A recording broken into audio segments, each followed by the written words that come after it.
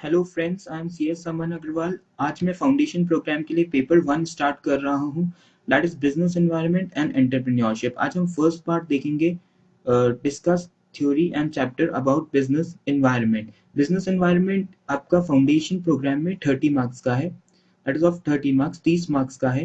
And business environment basically अगर देखा जाए तो टॉपिक इजी है, मगर इसका जो प्रैक्टिकल इम्प्लीकेशन है वो बहुत मुश्किल है, क्योंकि इसमें टोटल हम यही बात करेंगे कि क्या एक्सटर्नल इन्वायरमेंट होते हैं जब हम बिजनेस को स्टार्ट करते हैं, इन बिटवीन इंटरनल इन्वायरमेंट्स क्या हमारे कंस्ट्रेंट्स आते हैं एक्सटर्नल में, इंटरनल में। देन बिजनेस के फॉर्म्स, ऑर्गेनाइजेशंस कौन कौन सी होती है जो सेटअप हो सकती है और कैसे सेटअप हो सकती है, थोड़ा ब्रीफ देखेंगे उसका। Scale of business, emerging trends, business functions. Okay, let us start about business environment. Business environment से हम क्या समझते हैं कि वो सारे एनवायरनमेंट जो मेरे बिजनेस को इफेक्ट कर रहे हैं, चाहे मैं इंटरनल एनवायरनमेंट की बात करूं, चाहे मैं एक्सटर्नल एनवायरनमेंट की बात करूं। इंटरनल एनवायरनमेंट जैसे कि मेरे management, employees, directors, all. External environment की अगर बात की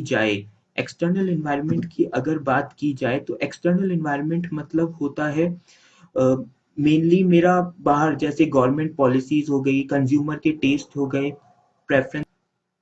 तो मेनली बिजनेस एनवायरनमेंट का मतलब होता है वो सारी एक्सटर्नल और इंटरनल फोर्सेस जो मेरे बिजनेस को इफेक्ट कर रही है। आज अगर मैं बोलूं कि मैं एक टेक्नोक्रेट हूं या प्रमोटर हूं और एक नया बिजनेस स्टार्ट करना चाहता हूं, तो मैं सबसे पहले क्या चीज देखूंगा कि कौन कौन से ऐसे बिजनेसेस हैं, कौन कौन से ऐसे फैक्टर्स हैं जो मेरे बिजनेस को इफेक्ट कर रहे हैं। तो इसलिए मुझे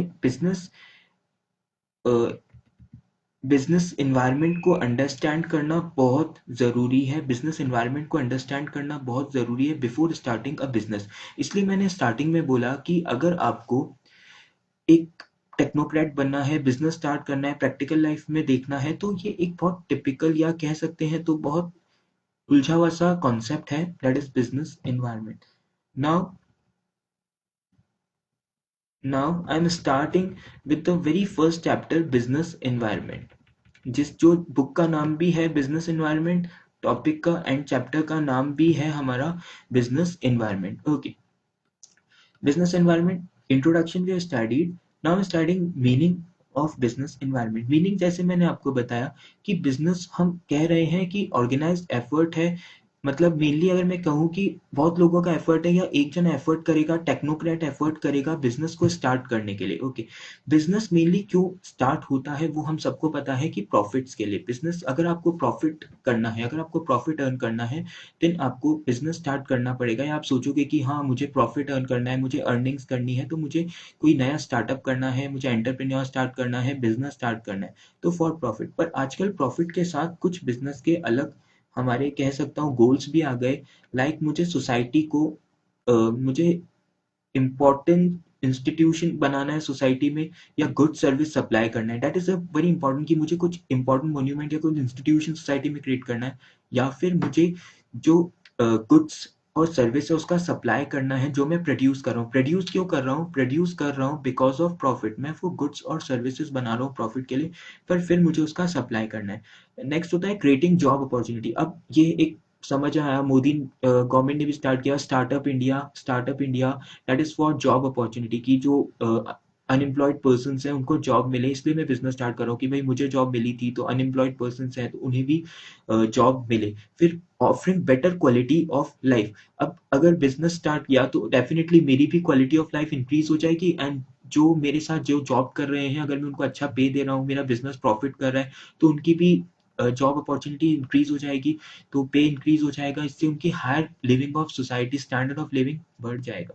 अब इकोनॉमिक ग्रोथ, अगर नए नए बिजनेस स्टार्ट होंगे तो डेफिनेटली इकोनॉमिक ग्रोथ होगा इन द सोसाइटी। मेरी इकोनॉमी जो है वो ऑल ओवर कंट्री की इकोनॉमी के साथ जाने लग जाएगी। तो मेनली बिजनेस एनवायरनमेंट में इसलिए देखता हूँ ताकि मेरा बिजनेस जो है वो अच्छी तरह चले, बिना किसी प्रॉब्लम के चले, या फिर उसमें एक्सटर्नल और इंटरनल जो कंस्ट्रेंट्स हैं वो ना आए। ना, एक बिजनेस में बहुत इंपॉर्टेंट टर्म होती है, दैट इज चेंज। कि आप किस हिसाब से चेंज करते हो। लाइक अगर टेक्नोलॉजी चेंज हो रही है तो आप अपने बिजनेस में चेंजेस कर रहे हो, टेक्नोलॉजीज में चेंज कर रहे हो ताकि कंज्यूमर सेटिस्फाइड रहे और आप बिल्कुल नए प्रोडक्ट सप्लाई कर सको।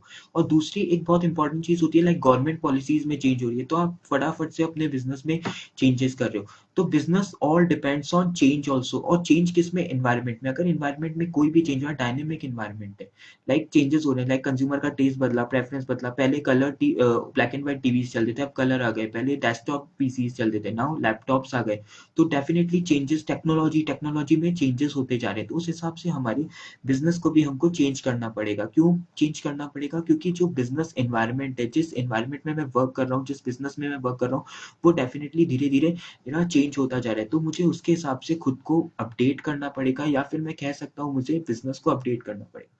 तो बिजनेस एनवायरनमेंट का प्रैक्टिकल लाइफ में इंपॉर्टेंस ये है, या उसको इसलिए समझना है कि किस हिसाब से मैं मेरे बिजनेस को अपडेट कर सकूं, keep on changing my business, मैं अपने बिजनेस को चेंज कर सकूं, ताकि मैं एकदम अपडेटेड एनवायरनमेंट में काम सकूं, मेरा बिजनेस फ्लॉप ना हो, फेल ना हो, कंटिन्यूस प्रॉफिट बिजनेस में बनता रहे। इसलिए मुझे बिजनेस जो है mainly that is important. Now features of business management. अब हम पढ़ेंगे what are the various type of features of management, और I can say characteristics of business management, then importances. Now first, I'm starting with very first characteristics of business environment, that is